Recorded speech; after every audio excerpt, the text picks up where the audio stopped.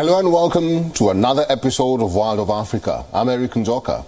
This week we focus on the forgotten war in Central Africa, more specifically in the Democratic Republic of Congo, where Goma is on the precipice once again. This major city in the region, with about 2 million people, has been cut off from the farms that feed it for several days. It is the latest episode in a resurgence of fighting that has seen tens of thousands added to the nearly 7 million who have been forced from their homes in the country because of multiple conflicts. We'll talk about that shortly. We begin in West Africa. Senegal is on the verge of an election crisis. The West Africa's main economic and political bloc, ECOWAS, has sent a diplomatic mission to Senegal to discuss the political situation there following a delay in its presidential election. Senegal appears to be having an identity crisis. Its citizens are proud of the fact that it is considered one of West Africa's most stable democracies, and many are outraged that this reputation is now on the line. So, what's going on in a nation once considered a bastion of democracy in West Africa? Let's find out in our cover report. The police had a tough week after Senegalese President Macky Sall and the parliament postponed the election date.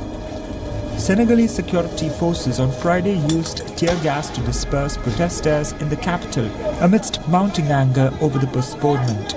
Anti-riot police prevented people from attending a rally planned at De La Nation in central Dakar. Demonstrators threw stones and set fire to tires as the square was closed off. If we are here, it's because of President Macky Sall, who dared to touch our constitution. People are saying Senegal is experiencing a coup d'etat. It is for the first time it's happened, and it's under President Macky Sall. He is the first president to stage a coup d'etat here at Haim. In the melee, the presidential candidates went to the Supreme Court of Senegal in Dakar to seek the annulment of President Sall's postponement of the election that was originally scheduled for February 25th. As far as the length of the mandate and the number of mandates are concerned, the constitution cannot be modified. That we obtain the annulment of this decree, which would reinstate the decree that convened the electoral body and restart of the electoral process. Back in Dakar, President Macky Sall's ruling party, Alliance for the Republic, addressed a press conference after a week of tensions. There have been ups and downs due to a lack of understanding and manipulation on the part of certain political players and so-called members of civil society. But all that will be put right through this inclusive dialogue. Even the country's justice minister has thrown her weight into the whole confusion. When people start saying that it was the president who wanted to postpone, they are being caricatures, or worse still, they are acting in bad faith.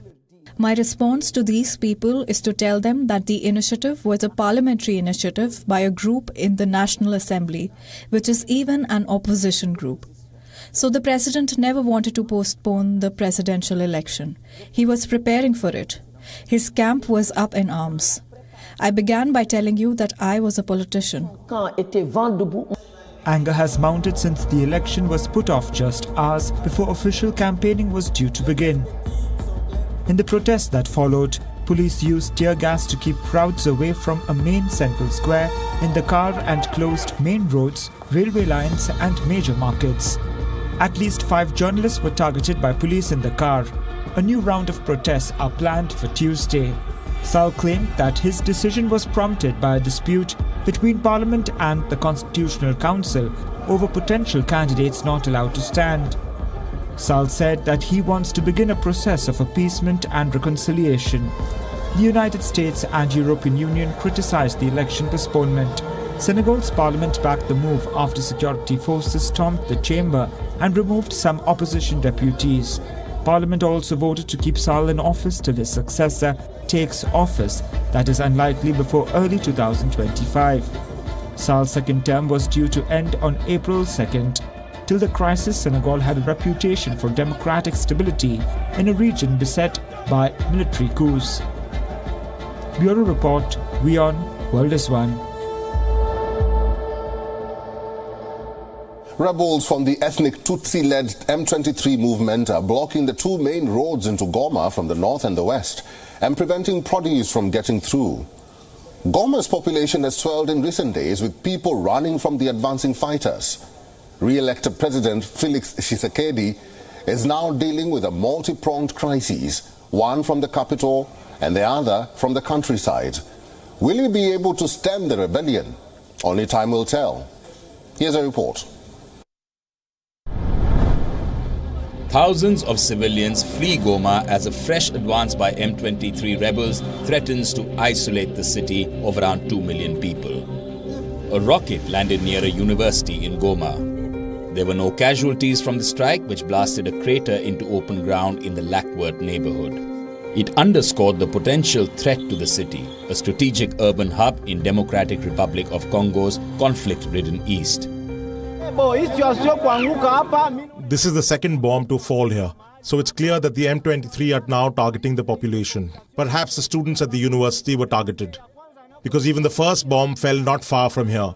This one fell in this plot next to the University of Goma, just 20 meters away. The UN Under-Secretary General for Peace Operations described the situation around Goma as very worrying. As you know, the situation on the ground is very worrying and alarming. It raises the risk of a regional explosion, or at any rate of a very strong intensification, with a regional characteristic or an increased regional component, with the involvement of different countries in the region to a greater extent. Fresh advances by M23 rebels in conflict-ridden east and battles to push them back have uprooted thousands more around Goma. The conflict is threatening to isolate the strategic urban hub as fighting worsens. The group made major advances in the town of Mweso and in the locality of Kiroche last month, bringing the conflict even closer to Goma, the capital of North Kivu province. Clashes between the rebels, army forces and self-defense groups that support them have exacerbated violence in Masisi and Rutshuru territories, forcing thousands of residents to move to safer areas on the outskirts of Goma. Many arrived in Sake, a town just west of Goma, from which hundreds have already fled over the past year. I left Kiwanja to come and live in Sake, thinking that Sake was safer and that I would find peace here. But there is no peace here either. We continue to suffer on a day-to-day. A life of suffering where I flee from war every day. I'm very angry. There was a glimmer of hope when President Felix Tshisekedi was re-elected for another term. People hoped that Tshisekedi's focus would be to end the scourge of violence in the eastern region. DRC Defense Minister Jean-Pierre Bemba visited Goma to offer his support to the armed forces and the population affected by the fighting. The head of state doesn't sleep. The supreme commander doesn't sleep. Day and night, he is monitoring the situation here. And, as I told you, everything is being done by our armed forces to ensure that Sake and Goma are protected, and that all the territories belonging to the DRC, Rutshuru and Masisi, can be liberated. Civilians face bombs, thousands forced to flee, and many lost their children. Aid organizations have sounded the alarm after fresh fighting erupted early in February 2024. Bureau Report, WION, World is One.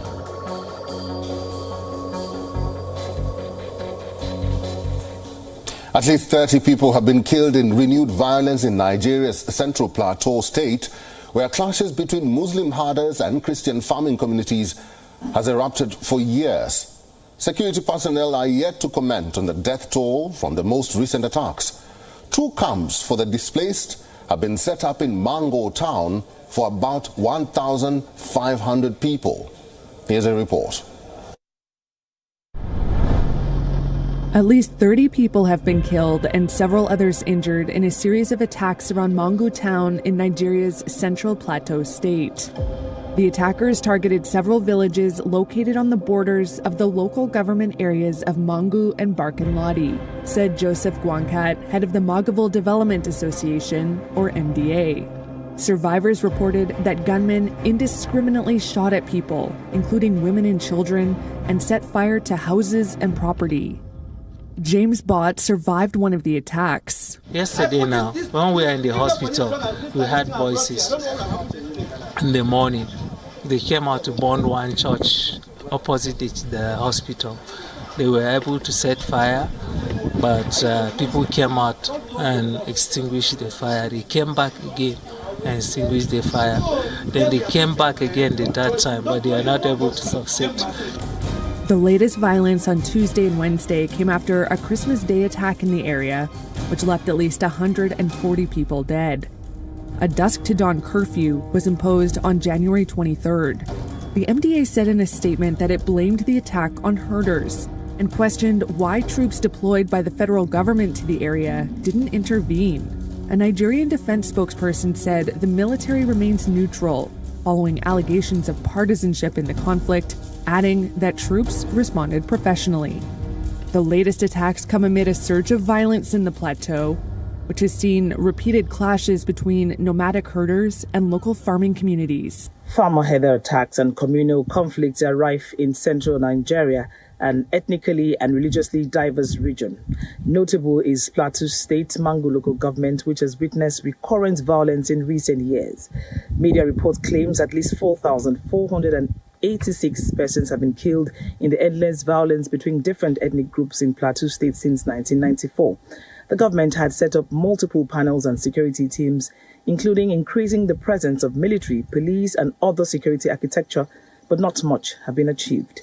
Fingers are crossed on the outcome of the recent meeting with stakeholders in the community, where the leadership of Fulani herders have agreed to cooperate with government and security agents in order to restore peace in the community.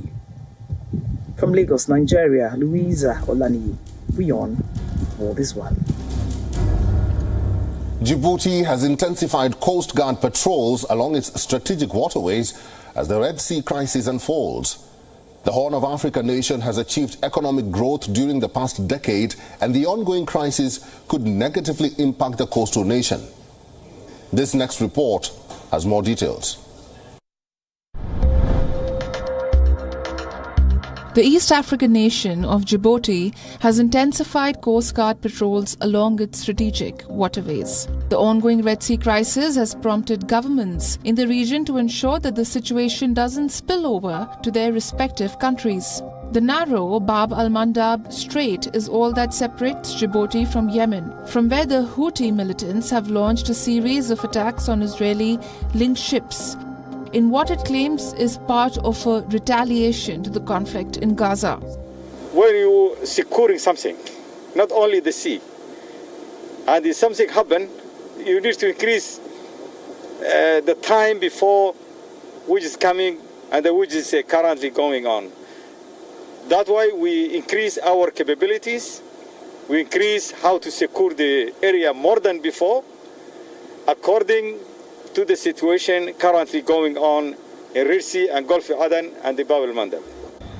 Given the importance of this waterway as an international shipping route connecting Asia, Europe and Africa, the small nation of Djibouti, located on the Horn of Africa, is feeling the heat of the current tensions. The country has achieved remarkable economic growth during the past decade, but the ongoing crisis threatens that growth.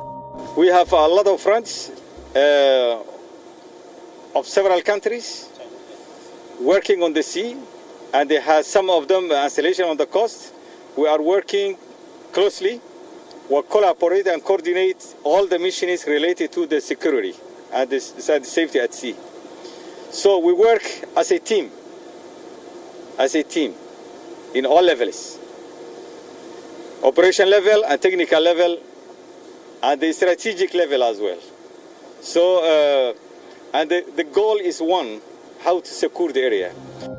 Djibouti hosts several military bases, though it is not part of a US-led international coalition that has launched airstrikes against the Houthi group. However, the military and naval forces say that the country does believe in cooperating with other nations in order to safeguard the strategic shipping route. Pineapples, beloved by chefs and cocktail makers the world over for bringing a reliable tropical sweetness. Now, an innovative firm in Kenya is gaining funds by turning waste from the fruit's harvest into footwear. It comes as the fashion industry looks to embrace more eco-friendly materials. Here's a report from Nairobi. Not just a prickly fruit, it's also the raw ingredient for a sustainable textile being revived by a design house in Kenya. These pineapple farmers are generating a second income from leaves they previously discarded. I am a pineapple farmer. I started farming a long time ago. In the past, we would burn or throw away or replant pineapple suckers. Later on, we met with this company called Pine Kazi. We sell one sucker to them at 15 Kenya shillings each. Virtually unexploited, the discarded pineapple plant leaves are now gaining global attention. Pine Kazi converts pineapple leaf and recycled rubber into fashionable footwear. Investors are excited about its sustainable credentials. The pineapple fiber has a long history of use. It is labor-intensive and had till recently lost out to cheap cotton and synthetics. Co-founders Olivia Awior, Mike Langat and Angela Nzomo say the idea came from a university project. As 24-year-old students, they noticed piles of pineapple waste burning carelessly and looked for a solution. Pine Kazi is a new and innovative social business venture that recycles waste pineapple leaves into a biodegradable textile that is friendly to the environment. And we use these textiles to make eco-friendly fashion products like shoes and bags while creating meaningful and sustainable employment to vulnerable groups in the community. In Kenya, 80,000 tons of pineapple waste is produced annually. The waste is burnt or chemically decomposed, processes that release carbon dioxide and methane and contribute to global warming. Globally, the wastage is higher still. Kenya has a problem with fast fashion. We are seeing that increasingly that a lot of this clothing are coming into the country, especially as second-hand clothing. In the last 5 years, for example, we have seen over 1 million kilograms of clothing being imported into the country. And so when we see innovations that are coming up where they are using sustainable materials, like, for example, we have heard of groups that are using pineapple waste in order to be able to make fibers that can be used to make clothing. These innovations, they are important, and we need to encourage them. A pair of shoes can use 16 suckers and costs $45 on retail and $37 on wholesale.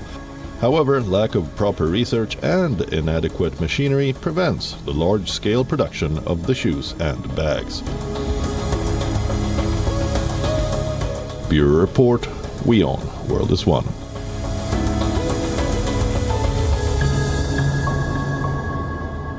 A California museum returned 7 royal artifacts to Ghana's traditional Ashanti King to commemorate his civil jubilee in the first planned handovers of Ashanti treasures looted during colonial times. The Ashanti monarch, Otumfuo Osei Tutu II, who holds an important ceremonial role in Ghana, said their return would help unite his people. Here's a report from Kumasi Ghana. This is Autumn Fuo Osei Tutu II, the Ashanti King of Ghana, who is commemorating his silver jubilee as king. Before the fete, a California museum decided to return 7 royal artifacts, and so the king organized a ceremony to receive the looted items. It's the latest of a series of stolen treasured items being repatriated to several African countries. They were looted from colonized Ghana in the 19th century before being transferred to Fowler Museum at the University of California, Los Angeles in the 1960s. The artifacts included an elephant tail whisk, an ornamental chair made of wood, leather and iron, 2 gold stool ornaments, a gold necklace and 2 bracelets. Museums love to shine light on beauty.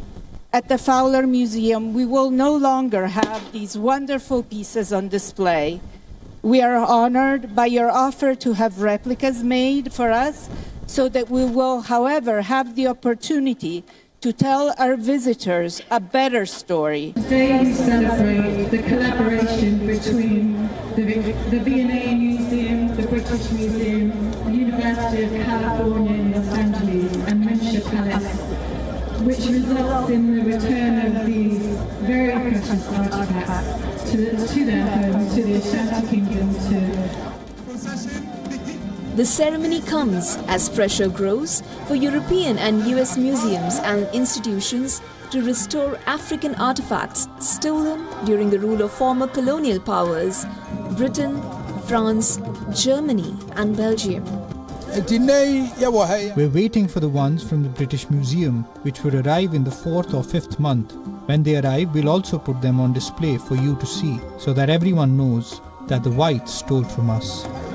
After decades of resistance from European and Western governments and museums, the efforts of African countries to repatriate stolen artifacts are paying off with the increasing return of treasured pieces.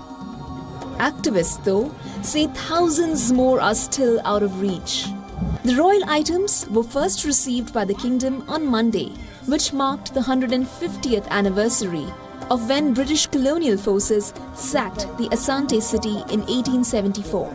That was when 4 of the items were looted, while the other 3 were part of an indemnity payment made by the Asante Kingdom to the British.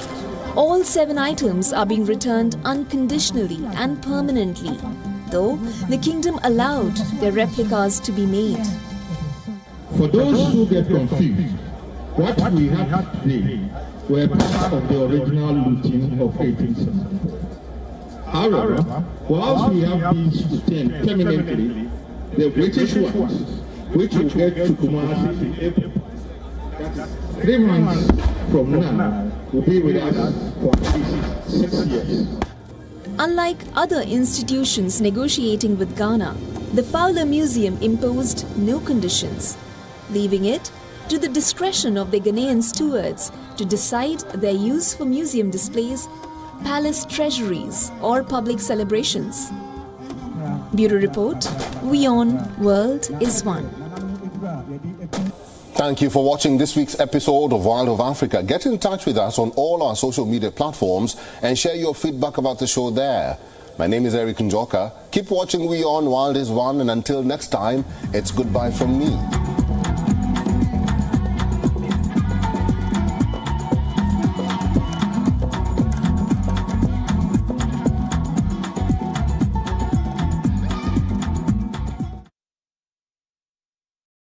The stress of our world can take a toll on our physical and emotional health. Here, in New York's Catskill Mountains, lies a luxurious place of healing called WION Wellness Center.